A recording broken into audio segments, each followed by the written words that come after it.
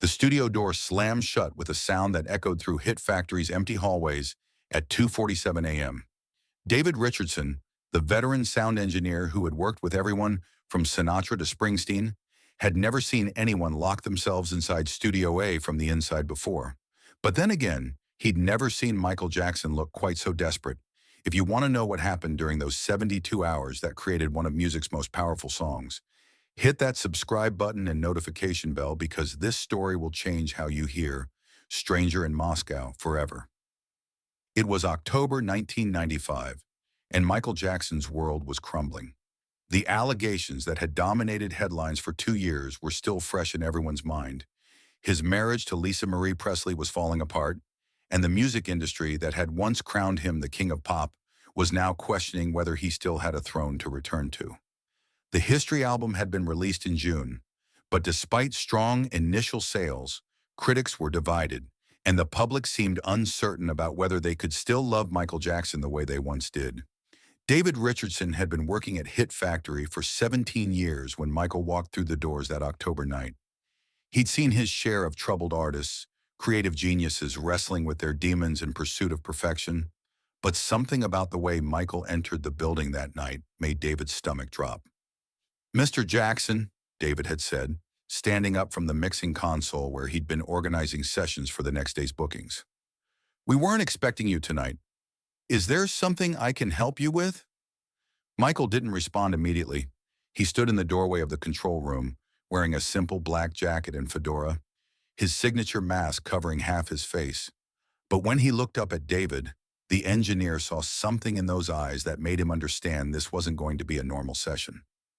"David," Michael said quietly, his voice barely above a whisper, "I need your help, and I need you to promise me something."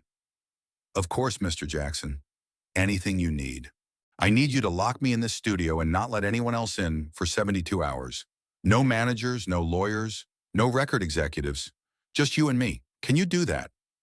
David felt his professional instincts warring with his concern for Michael's well-being. Locking someone in a studio for 3 days straight seemed like asking for trouble, but the look in Michael's eyes told him this wasn't a request. It was a lifeline. "Mr. Jackson, are you sure?" "I have to create something, David," Michael interrupted, and there was an urgency in his voice that bordered on desperation. "If I don't create right now, if I don't get this out of my soul, I'm going to disappear. Do you understand? The Michael Jackson everyone thinks they know is already gone. I need to find out if there's anything real left underneath." Those words would haunt David for the rest of his life. He nodded slowly and watched as Michael walked into the main studio room, heading straight for the grand piano that sat in the corner. "Lock it, David, and don't open it until I tell you we're done." David locked the studio door at 2:53 a.m. on October 14th, 1995. Neither of them knew that what would emerge from that locked room would become one of the most hauntingly beautiful songs Michael Jackson would ever create. The first 12 hours were the hardest to witness. Michael sat at the piano, his hands moving over the keys without purpose, like he was searching for something he couldn't quite find. David stayed in the control room, maintaining a respectful distance, but ready to help if needed. Through the glass, he could see Michael's shoulders shaking occasionally, though whether from tears or exhaustion, he couldn't tell. Around hour 8, Michael suddenly stood up from the piano and began pulling newspapers from his bag. David watched as he spread them across the studio floor, headline after headline, accusation after innuendo, speculation disguised as journalism. The floor became a carpet of judgment, and Michael stood in the middle of it all, turning slowly, as if taking inventory of every word written about him. "Do you see this, David?" Michael's voice crackled through the talkback microphone. "This is what they think of me. This is who they've decided I am. But none of them know me. None of them understand what it feels like to be loved by millions and known by no one." David leaned into his microphone. "Mr. Jackson, maybe you should take a break. Get some rest. We can—" "No." Michael's voice was firm but not angry. "I can't rest. If I stop moving, if I stop creating, then all of this," he gestured at the newspapers, "becomes the only truth about me. I have to make something that's more real than their lies." It was at hour 14 that the melody first appeared. David heard it through the monitors, a simple, haunting piano line that seemed to materialize out of Michael's fingertips like he was channeling it from somewhere beyond conscious thought. Michael played it over and over, each repetition adding subtle variations, his voice humming along until words began to form. "Stranger in Moscow." Michael sang softly, testing the phrase. "Yes, that's it. That's exactly what it feels like. A stranger in my own world." David watched as Michael grabbed a notebook and began scribbling frantically, the melody continuing to flow from the piano, as if it had taken on a life of its own. The engineer had witnessed many moments of artistic inspiration during his career, but there was something different about this, something more desperate, more necessary. By hour 24, Michael had a rough structure of the song, but he looked worse than David had ever seen anyone look in a recording studio. His clothes were disheveled, his eyes were red from lack of sleep and possibly tears, and he moved with the jerky urgency of someone running on pure adrenaline and artistic compulsion. "I need to record this now, David. Right now, while it's still raw." David set up the vocal microphone while Michael stepped into the booth. What followed was one of the most intense recording sessions David had ever witnessed. Michael insisted on recording the vocals over and over again, not because he was making mistakes, but because he was searching for something deeper with each take. "Again," Michael would say after finishing a take that David thought was perfect. "That wasn't honest enough. Again, I can go deeper.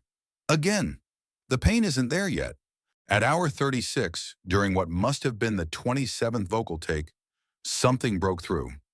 Michael sang the line, "Here abandoned in my fame," and David felt his entire body respond to the raw emotion in that voice. This wasn't the polished professional Michael Jackson that the world knew. This was a man bleeding his soul onto tape, using music as the only language that could adequately express his isolation and pain. Through the control room window, David saw tears streaming down Michael's face as he continued singing, but his voice never wavered. The performance was technically flawless and emotionally devastating in equal measure. When the take finished, Michael collapsed against the microphone stand, his body shaking with silent sobs. David stood up, ready to go into the studio room to check on him, but Michael held up a hand, gesturing for him to stay where he was. Several minutes passed in silence before Michael straightened up and spoke into the microphone. "That's the one, David. That's my truth." But Michael wasn't finished. For the next 12 hours, he obsessively worked on the song's arrangement, adding layer upon layer of vocals, conceptualizing the string arrangement, creating the soundscape of rain and ambient sounds that would give the track its haunting atmosphere. He barely ate the food David brought him, accepting only water and occasional pieces of fruit. At hour 48, the studio phone rang. David answered it cautiously, aware that he'd been instructed not to let anyone disturb the session. "This is Lisa Marie," the voice on the other end said. "I need to talk to Michael." "Now." David looked through the glass at Michael, who was slumped over the mixing console, making notes on the arrangement. He covered the receiver and spoke into the talkback. "Mr. Jackson, it's Lisa Marie. She sounds worried." Michael looked up, his face showing the exhaustion of 2 days without sleep. For a moment, David thought he might refuse the call, but then Michael nodded and picked up the studio phone. David couldn't hear Lisa Marie's side of the conversation, but he watched Michael's face as he listened. "I'm okay," Michael said softly. "I promise you, I'm okay. I'm creating something important. Something that needs to exist." There was a long pause. "I love you too.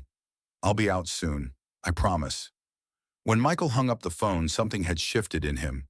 The frantic energy that had driven him for the past 48 hours had transformed into a focused determination. He wasn't running from his pain anymore. He was channeling it into something transcendent. "David," Michael said, his voice hoarse from continuous recording, "I need you to call Bruce Swedien. Tell him I need him here.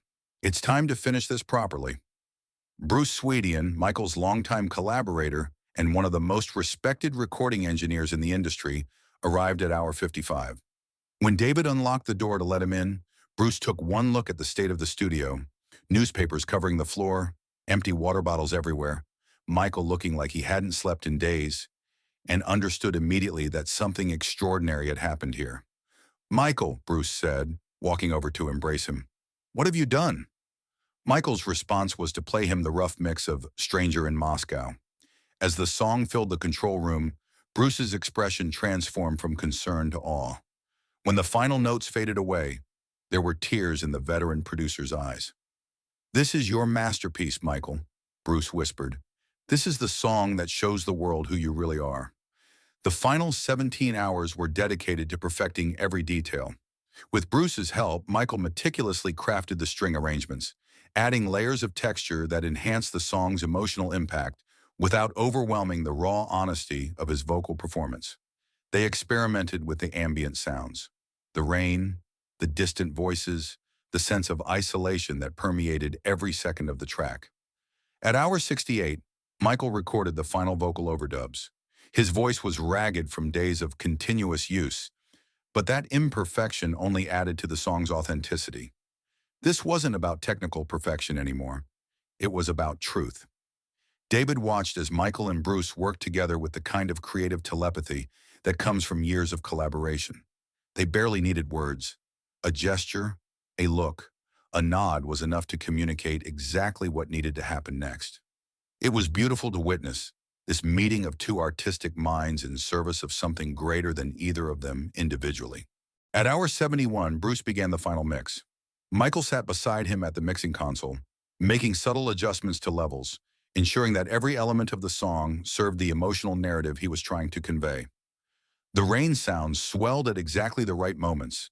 The strings provided texture without distraction, and Michael's vocal performance remained the stark, honest centerpiece of everything.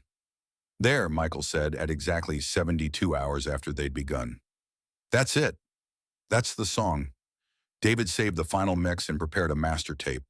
As he worked, he could feel the weight of what they'd just accomplished settling over the room. This wasn't just another Michael Jackson recording session.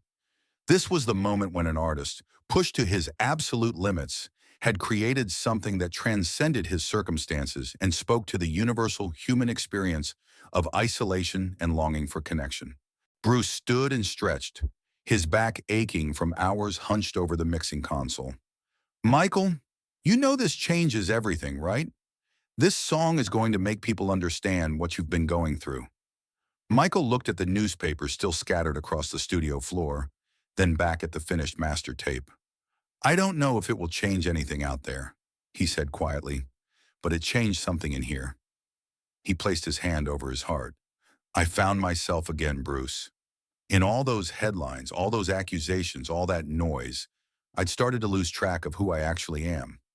This song reminded me." When David finally unlocked the studio door at hour 72, letting in the morning light from the hallway, Michael Jackson walked out of that studio a different person than the one who had entered. He was exhausted, emotionally spent, and physically drained. But there was a peace in his eyes that hadn't been there 3 days earlier. "Thank you, David," Michael said, shaking the engineer's hand. "Thank you for keeping your promise. Thank you for giving me the space to find this song." David nodded, too moved to speak. He had witnessed something sacred in those 72 hours, the transformation of pain into art, the alchemy of the creative process at its most pure and necessary. Stranger in Moscow was released in August 1996 as the sixth single from the History album. Critics hailed it as one of Michael's most emotionally resonant performances, praising its haunting beauty and raw honesty. The song reached the top 5 in numerous countries and became a favorite among fans who recognized it as Michael's most personal and revealing work. But the real impact of those 72 hours went far beyond commercial success or critical acclaim. For Michael, the creation of Stranger in Moscow represented a turning point, proof that he could still create profound art even in his darkest moments, that his talent hadn't been destroyed by the scrutiny and judgment of the world. David Richardson continued working at Hit Factory for another decade, but he never experienced another session quite like those 72 hours with Michael Jackson. He kept detailed notes from the session, not for publication, but as a reminder of what art can mean when it becomes necessary for survival. Years later, after Michael's death in 2009, David was invited to speak at a music industry conference about his experiences working with legendary artists. When asked about his most memorable session, he didn't hesitate. 72 hours with Michael Jackson, locked in a studio, watching him pour his soul into a song, David said. I've worked with hundreds of artists, recorded thousands of songs, but I've never witnessed anything like what happened during those 3 days. Michael didn't just create a song, he created proof that art can save you when nothing else can. Bruce Swedien, in interviews before his passing, often cited Stranger in Moscow as one of Michael's finest achievements. People think Michael's best work was Thriller or Billie Jean or Beat It, Bruce would say, and those are incredible songs, no question. But Stranger in Moscow? That's Michael's soul on tape. That's the real person behind all the fame and controversy. That's truth. The song took on new meaning after Michael's death, with fans and critics alike recognizing it as a prophetic statement about the isolation and alienation that would ultimately contribute to his tragic end. The lyrics, "Here abandoned in my fame," became a heartbreaking epitaph for an artist who gave everything to his craft, but paid an enormous personal price for his genius. Today, Stranger in Moscow stands as a testament to the power of artistic creation in the face of overwhelming adversity. It reminds us that even in our darkest moments, when the world seems to have turned against us, there is still the possibility of creating something beautiful and true, something that speaks not just to our own experience, but to the universal human condition. Michael Jackson locked himself in a studio for 72 hours because he needed to create or disappear. What emerged from that locked room was more than just a song.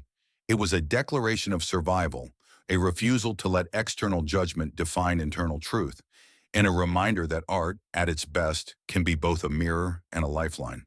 Those 72 hours didn't just save Michael Jackson's career, they saved something more important, his belief in himself as an artist and a human being. And in doing so, they gave the world one of the most hauntingly beautiful songs ever recorded. A song that continues to resonate with anyone who has ever felt like a stranger in their own world. If this incredible story of artistic redemption moved you, make sure to hit that subscribe button and share this video with someone who needs to remember that creativity can be a powerful force for healing. Have you ever created something that helped you through a difficult time? Let us know in the comments. And don't forget to ring that notification bell for more untold stories about the moments when art becomes necessary for survival.